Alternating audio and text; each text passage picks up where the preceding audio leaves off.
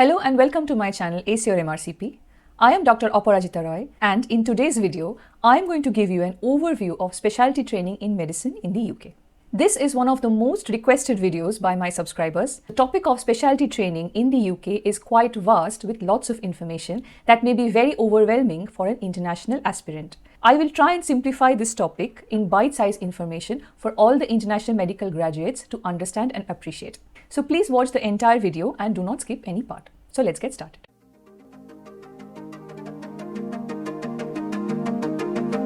Super-speciality training for medicine in the UK lasts for 4 years from ST4 to ST7. Broadly, there are two groups, Group 1 and Group 2. Group 1 specialties include core medicine specialties like cardiology, nephrology, endocrinology, respiratory medicine, etc.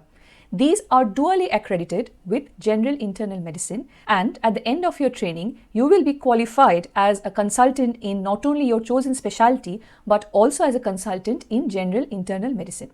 This also means that during these training years, apart from your own specialty, you will have to work in medicine wards, medicine outpatient clinics, and have to gain procedural skills in general internal medicine. This would also mean that you have to continue doing medicine on-calls, long days and night shifts during all these years of your specialty training. Now coming to the Group 2 specialties, they include subjects like dermatology, allergic medicine, clinical neurophysiology, clinical genetics, etc. They are singly accredited, and it means that it does not come with any general internal medicine training, so there are no medicine on-calls. During all the years of your specialty training, you will be attached to a single deanery. In the UK, during your specialty training years, you rotate through different hospitals which all come under the same deanery. That means you'll have to move area and move hospitals every year. Within these 4 years of your specialty training, roughly 2 years will be spent in a district general hospital and the remaining 2 years will be in a tertiary or an apex care center associated with your deanery. Now, there are several advantages and disadvantages that are associated with this rotational method of training.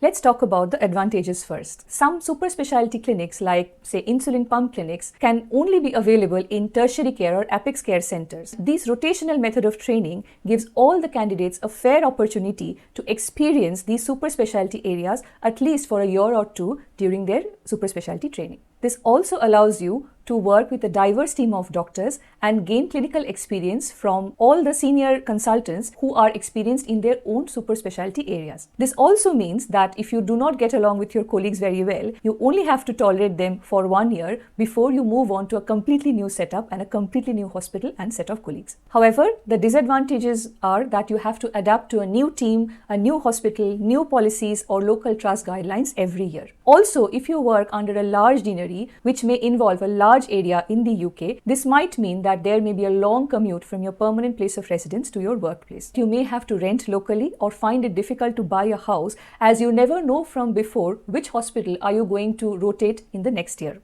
If you have family or have personal commitments, the deanery does take into account these commitments before your next placement, but that may not always be the case. Now let's talk about the entry-level criteria for specialty training in the UK. Many international doctors believe that passing the MRCP will straight away lead them to apply for specialty training. This is a big myth, guys, and in this video, I need to tell you that that is not true. MRCP is one of the criteria, but definitely not the only criteria for specialty training in the UK. In fact, all steps of MRCP is not even mandatory at the time of application for your specialty training.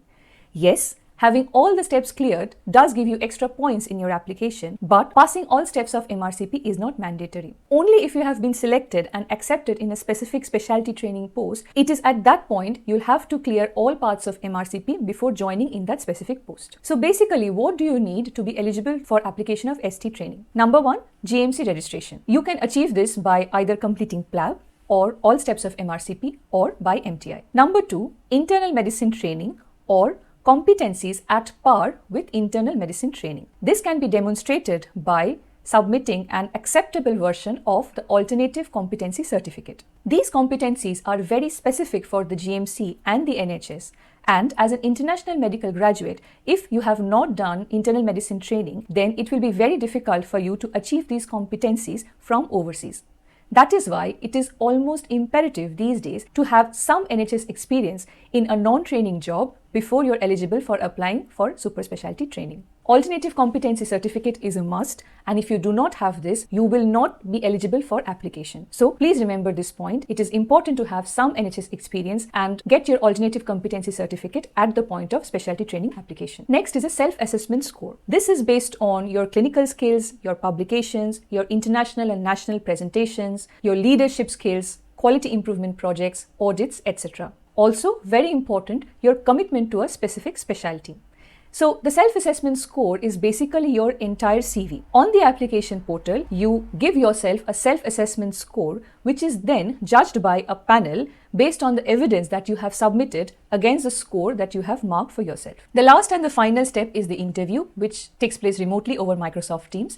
This is a nationwide interview for all the shortlisted candidates, and the final score is a combination of your self-assessment score and the interview score.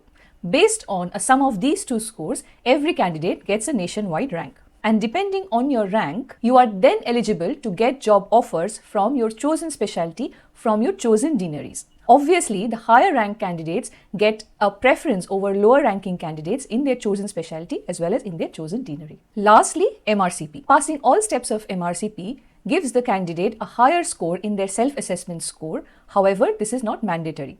Completion of MRCP is mandatory before you start working in your chosen post. If you fail to achieve all parts of MRCP before starting your post, then your post will be cancelled and you will not be able to move forward in that recruitment round for that specialty. The entire application is done through a portal called Oriel.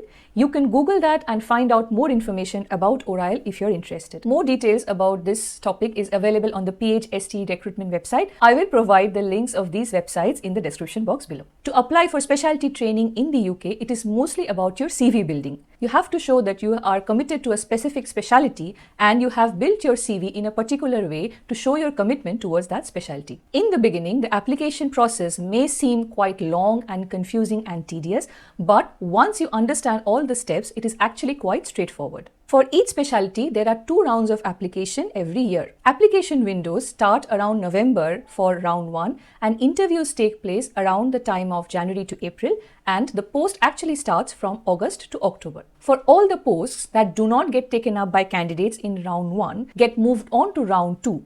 The application for round 2 starts around October and the post starts around January. So if you have missed your opportunity in round 1, look out for round 2, which can give you a second opportunity in your chosen specialty in the same year. Now, let's discuss what does the training include in the specialty training years. Like I mentioned before, in Group 1 specialty, you have to achieve competencies both for the chosen specialty as well as general internal medicine. There are specific competencies that have to be achieved which are outlined in the specialty training curriculum. These competencies include clinical skills like attending specialty clinics, inpatient care, procedural skills, acute medicine on-calls, etc. These also include leadership and management skills, doing audits and quality improvement projects, academic skills like research publications, attending courses, conferences, etc. Also, some specialties have a specific criteria of a specialty certificate exam, which is called the SCE. All the trainees have to complete the SCE exam before they are eligible for completion of their training. But this SCE exam is not an exit exam. There is no such exit exam in specialty training in the UK. The entire curriculum is based on achieving competencies, and the trainee has to maintain an e-portfolio where they have to collect evidence to document that they have achieved all these required competencies throughout their training years as outlined in the curriculum. These competencies have to be achieved stepwise in every year of their training under the supervision of their educational and clinical supervisors. At the end of each training year, that is ST4, ST5, etc., there is something known as an ARCP, that is an annual review of competence progression, where a panel goes through the trainee's e-portfolio to ensure that they have achieved all the necessary competencies required for that particular year, and only if they are satisfied will the trainee be allowed to move on to the next year of their training. At the end of their successful training, the trainees are awarded a CCT, or a Certificate of Completion of Training, which gets them accepted as a specialist or a consultant in the GMC register. But that may not be the end of the road for many candidates,